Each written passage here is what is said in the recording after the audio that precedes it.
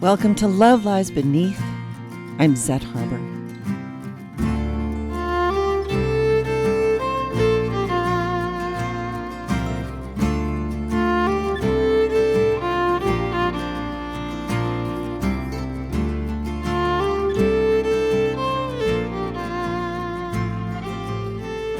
And I'm glad to have you here.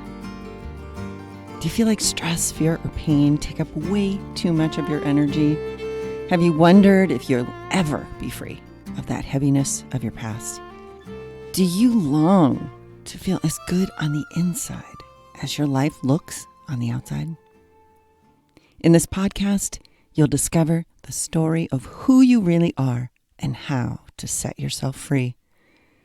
Together, we're going to travel into those wild spaces of our inner landscapes and dive deeply into the rich soil of our lives, reclaiming soul through story and healing our hearts.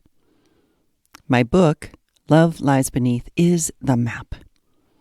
Be sure to subscribe to this podcast so you don't miss any of this enriching journey. And now, let the adventure begin.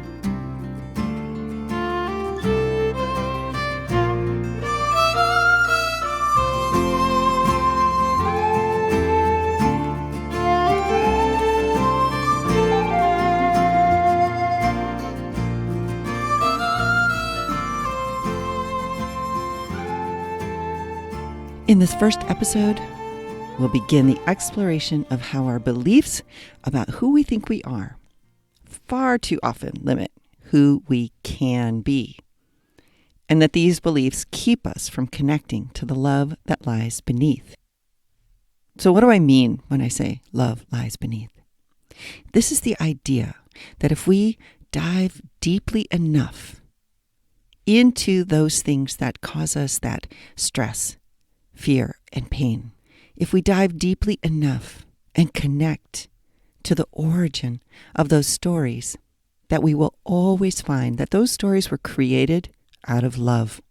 They were created from a place that wanted to protect us, keep us safe, and willingly took pieces of us and saved them so that later on, as adults, with support and resources and wisdom, we would be able to dive back in and reconnect to them and bring them home. There are signs that will tell you that you have parts of yourself locked away, buried in some dark corner of your soul, waiting for you to come, see, greet, embrace, appreciate, and love them. Those signs are that on the outside, you probably look like a successful, positive person. On the inside, though, you've got self-doubt, self-criticism, and you know that if other people knew what you know about you, that they would not think of you the same way. Some of the signs that you have these parts of yourself buried, waiting for you to come and greet them, see them, embrace them, appreciate, and love them, are that on the outside, you look like an accomplished, positive person. You are committed to making an impact in the world in a really good way, despite the fact that inside you carry this burden of self-doubt, self-criticism. You have a really hard time prioritizing taking care of yourself, nurturing yourself, and loving yourself. This means that you end up coping, just trying to get by, trying not to let the stress, the fear, and the pain stop you. And yet, the entire time, it's as if you are dragging heavy weights along behind you. So in this podcast, we're going to explore ways to help you make the person you project to the world match what's inside you. Or really, to take what's inside you and have it match who you believe yourself to be, who you want the world to think you are, and who you know you are capable of being. You're not alone. You know, we all have a story about who we are, about the world and our place in it. And those stories come over our lifetime. It's as if the events of our lives are stones, and the emotions we have about those events are like the mortar that we use to take those stones and build walls. And those walls can be something that lifts you up and lets you see greater beauty, or they can be something behind which you hide, afraid, not wanting to let anyone get closer. As we begin our journey, there's 3 things I want you to think about and carry with you. The first is kind curiosity. And this phrase really speaks to you being willing to be as kind toward yourself as you are to so many others, and to approach the stories that you find within yourself with a kind curiosity, meaning that you want to learn what it is that the story is trying to tell you, what richness, what wisdom lies within it. And that leads to the second thing. That's story wisdom. This is the idea that every story, no matter how simple, no matter how mundane, in fact, no matter how ugly a story is, it has within it great wisdom. It is rich with this wisdom.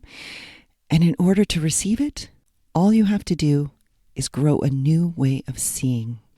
And then the third thing, I want to talk about the word soul. I use the word soul a lot. This is the I am that existed before the world had a chance to impact you. It's found deep down in the soil of your life, and that's where the richness of who you are lives.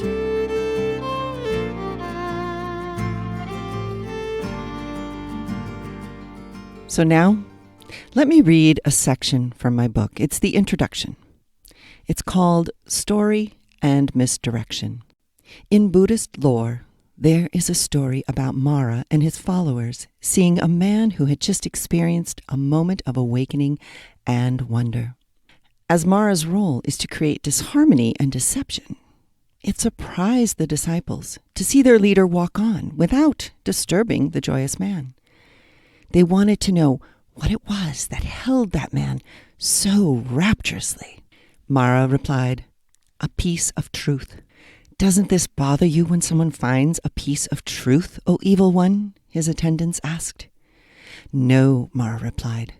"Right after this, they usually make a belief out of it." This delightful story from the Buddhist tradition illuminates instantly the question of enlightenment versus belief. This story shines a light so thoroughly, yet in such an unassuming manner. This may be the greatest gift that story itself holds for us. It is like a magician who tells us to look one way while switching cards with the other hand. Story can offer us the perfect amount of misdirection until the trick is revealed. We are educated about our assumptions and the opposite and complementary truth in one swift, jovial blow. Here, we are initiated into the truth that where there is light, there is an accompanying darkness. There is balance in all things. Often our cultural paradigm tells us there is only yang, only light, only striving, only creating, even such things as beliefs. This story points to the shadow realm of ideas without dogma and moments of insight without a concrete story to which they become anchored. We all know what happens when we anchor something. It doesn't move with the current, providing safety and stagnation at the same time. As you enter the world of story within this book, take these questions with you. They are invitations to a new way of seeing your inner and outer worlds. What is it like to live a life where we may carry a look of wonder on our face without creating a belief about it to explain or justify its value? Can we live freely upon the currents? If we must anchor for a time, will we remember how to become released?